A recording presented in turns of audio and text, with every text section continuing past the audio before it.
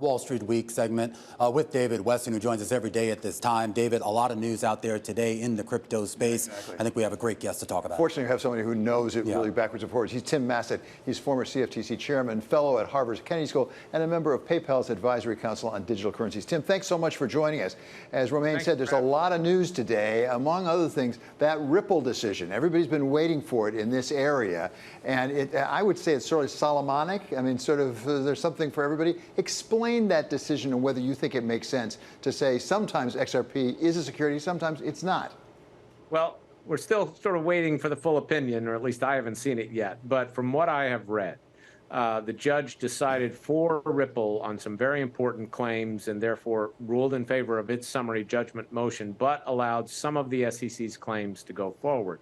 I think the key issue here is how does it end up interpreting the Howey test overall? You may recall the Howey test is what we use to determine whether a crypto token is a security. And it sounds like the judge leaned more into sort of Ripple's camp than the SEC's, in the sense that it appears to say that unless the arrangement really created some post-sale rights and obligations between the parties, then maybe it's not a security. Now, again, we sort of have to analyze the full decision to really make sure of that, because the judge did allow the claims on the institutional sales to go forward. The institutional sales had a lot more optics and color around them that looked like normal security sales, whereas the retail sales, the programmatic sales did not.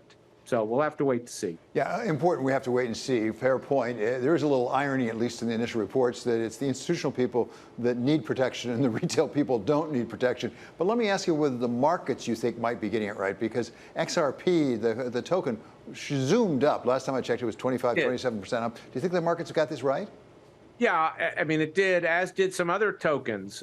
So again, if the judge basically interpreted the Howey test in a more conservative way than what the SEC was arguing, then it is very significant. But look, it's still not going to resolve some of the basic issues we have of how do we regulate this industry. And that's kind of what I've been arguing all along. We've been too bogged down in these questions of, is it a security, is it not a security, that have prevented us from putting in place some reasonable standards to protect investors, but also to encourage innovation.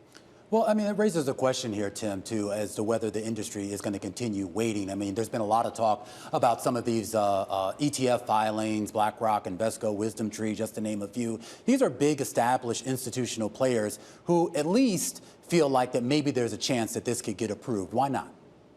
Yeah, that's true. So on the ETF issue, the SEC has not approved a Bitcoin ETF in the cash market, and it has said that's because that cash market isn't well regulated. Now, BlackRock and others have come forward with some ideas on surveillance that they're hoping would persuade the SEC.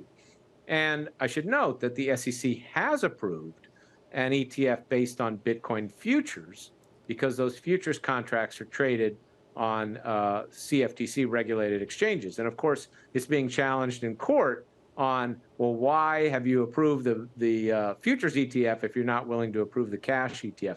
But you know, the whole ETF issue is a bit ironic in that Bitcoin and crypto tokens were meant to be things that we all bought and sold on the blockchain. Of course, that hasn't happened. Most people buy them through large centralized intermediaries. And now, of course, we've got BlackRock, of all people, and other conventional asset managers offering ETFs on these tokens. So it's an important issue, but I think, again, we still have these overall issues of how do we regulate this market? Well, why is this taking so long? I mean, you know the CFTC inside and out, and I know it's not an easy job, particularly for a financial product that effectively didn't even exist more than a decade ago here. Right. But this has been a long time coming, and we still don't have a resolution. It's a number of things. One, I think regulation is always slow to catch up to innovation. Two, this type of innovation was different from what we often see in the financial sector. We often see intermediaries that are already regulated coming forth with new products or new innovations. So regulators kind of know what to do. Here, this whole sector was global from the start, and it was retail from the start, and that kind of caught regulators flat-footed. The third major thing I would point to is particular to the U.S., which is that we have a very fragmented regulatory system. We have different regulators for different products. That has made us slower, I think, to respond. But having said that, other jurisdictions maybe are a little bit ahead of us, but they're still developing their frameworks too, and they're hitting some of the same issues we're hitting.